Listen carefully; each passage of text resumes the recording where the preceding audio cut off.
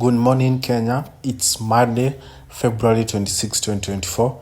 The stories making headlines is best counties and worst counties to do business with.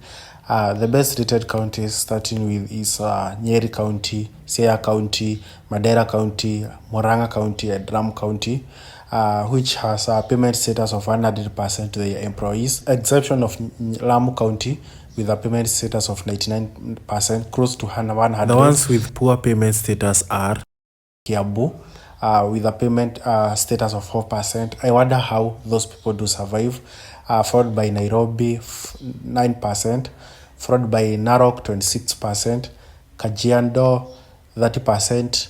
Nyandarua, 39%. Of course, this translates that workers working for the counties, like in Kiambu with the poorest payment status, do have to wait for their salaries, and paying contractors and people bringing materials to the county, health products, and other things that are used by the offices of county and county hospitals, county establishments. Now going to the national politics, is that there is a succession split in Nyanza. As you know, on Friday, Ida Odinga, wife to Raila Odinga, endorsed Johnny Badi to be a good successor of Raila.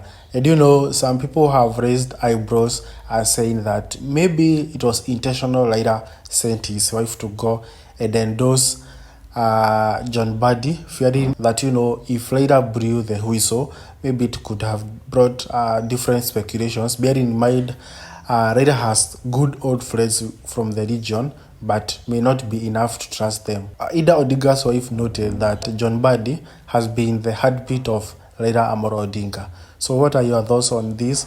I thought he would leave to people like James Orenko, who have stood with him for long. Now going to the national politics, President Ruto hosts televangelist Benhim at State House in Nairobi. I do know there has been many speculations. People are saying when President Ruto was elected in office that he's the most religious president. Some people saying that he has been using state money to pay these pastors to come and do prayers for Kenya. President Ruto at one point attributed himself as the president who can pray for rain and calm. The time he was saying about agriculture, we need rain, and it rained. People attributed him for much things. I don't think that was necessary. And then, deadly levels of ethanol in Kira drinks. That was an investigation that was done by NTV. And of course, the place where the investigation was done, obviously, is Central Kenya, which has high rates of alcohol abuse, domestic abuse, and even deaths like they happened in Kirinyaga recently. We hope that Deputy President Rigathi Gachagua, through the correct means and ways, will be able to stand up and fight for this, illicit and killer drinks within the central region. Though it has been a struggle of, even from the late President Kibaki up to now, it's a struggle of 3 decades. We hope that this 4th decade will be a breakthrough. Student ban midnight oil to apply for courses. Of course, that is in page 2 from the papers. The e-citizen that, President Ruto is forcing every institution to use.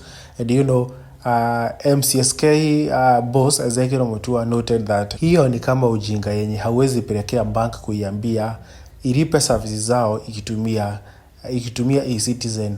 Bank ni independent na private na e-citizen ni ya serikali. Sisi kama MCSK tuko private na hatuwezi lazimishwa kutumia system ya e-citizen. Of course, I'm quoting from Ezekiel Mutua, and I'm trying to relate here. Many government agencies here are independent and private, and the government forcing them to use e-citizen for services will make it hectic and tiresome for the people using the platform. What do you think?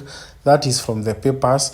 The paper, in the good part, it noted the good counties to pay and the bad counties to pay. If you are looking for a job, which county would you work from? Would you go to work in Kiambu, which it is said is number 2? Number 1 being Nairobi, number 2 being number 1 being Nairobi, number 2 being Kiambu, number 3 being Mombasa, and then Nakuru, Eldoret, and other counties. Would you go to work in Kiambu, or would you rather choose to work in Nyeri, Siaya, Madera, Murang'a or Ramu with a good payment status? Yani hauwekei pesa, kama wewe ni contractor, pesa yako unapata on time. Comment down on your thoughts. See you tomorrow on the Good Morning Kenya.